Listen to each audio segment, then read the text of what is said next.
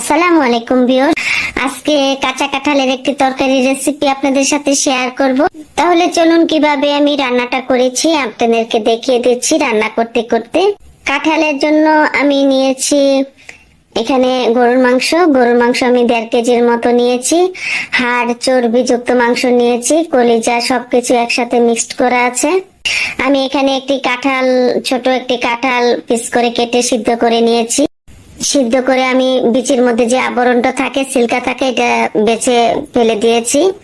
এখন আর যা যা উপকরণ লাগছে: পেঁয়াজ কুচি, তেজপাতা, আদা রসুন পেস্ট, হলুদের গুঁড়া, মরিচের গুঁড়া, ধনিয়ার গুঁড়া, জিরা গুঁড়া। একটি প্যানে তেল নিলাম, আমি 1/2 কাপের চেয়ে একটু বেশি তেল নিয়ে নিলাম। এখন পেঁয়াজ কুচি দিয়ে দিলাম আমি পেঁয়াজ কুচি। পেঁয়াজটা আমি একটু ভেজে নিব।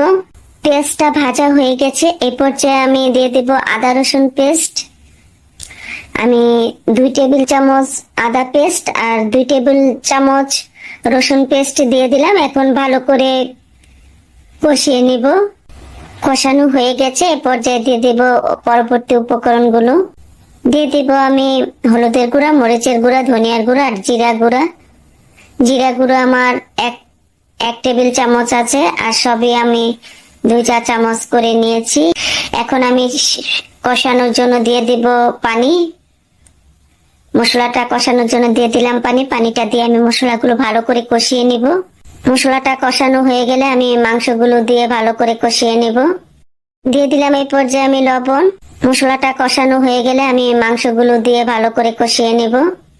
মাংসগুলো আমার কষানো হয়ে গেছে। এখন এই পর্যায়ে আমি দিয়ে দিব কাঁঠালের কতু বা কাঁচা কাঁঠাল।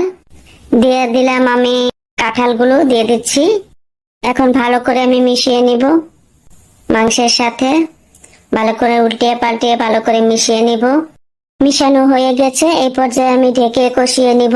আমি 5-7 মিনিটের মতো ঢেকে কষাবো। এই পর্যায়ে চুলার জালটা আমি মিডিয়াম আর লোয়ের মাঝখানে রেখেছি, কারণ যাতে নিচে লেগে না যায়।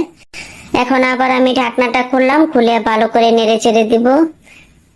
নিচ থেকে ভালো করে নাড়তে হবে যাতে নিচে লেগে না যায়। সিদ্ধ করার জন্য দিয়ে দিলাম পানি। আমি 1 লিটারের মতো পানি দিয়ে সিদ্ধ করে নেব। ভালো করে উল্টিয়ে পাল্টিয়ে আবারও আমি নেড়ে চেড়ে ঢেকে রান্না করব। আমি এখন ঢেকে দিব। আমি 20 মিনিটের মতো ঢেকে রান্না করব। 20 মিনিটের মাঝখানে আবার আমি উল্টিয়ে পাল্টিয়ে নেড়ে দিয়েছি। 20 মিনিট পর আমি ঢাকনাটা খুললাম। এখন আবারও নেড়ে দিব। এই পর্যায়ে আমি দিয়ে দিব গরম মশলা গুঁড়া। আমি গরম মশলাটা কি কি দিয়ে গুঁড়া করেছি: আমি এলাচ, দারচিনি, লবঙ্গ, গোলমরিচ, স্টার মশলা, জায়ফল, জায়ত্রী সব একসাথে গুঁড়া করে নিয়েছি। দিয়ে দিলাম গরম মশলা গুঁড়া। দিয়ে আবারও আমি ভালো করে নেড়ে চেড়ে ঢেকে রান্না করব। আরো 5 মিনিটের মতো ঢেকে রান্না করব। তরকারিটা আমার হয়ে গেছে। এখন শুধু আমি নেড়ে চেড়ে নামিয়ে নিব। অসম্ভব মজাদার একটি রেসিপি। আপনারা যারা কাঁঠালের তরকারি এখনো খাননি, তারা অবশ্যই কাঁঠালের সিজনে কাঁচা কাঁঠালের তরকারিটা খেয়ে দেখবেন। আমি আপনাদেরকে একটু সার্ভ করে দেখাচ্ছি।